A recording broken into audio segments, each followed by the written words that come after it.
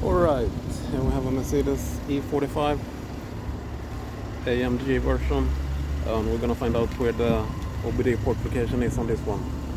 So let's step inside here,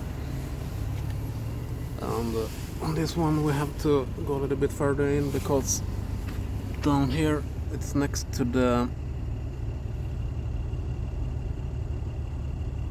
here you have it.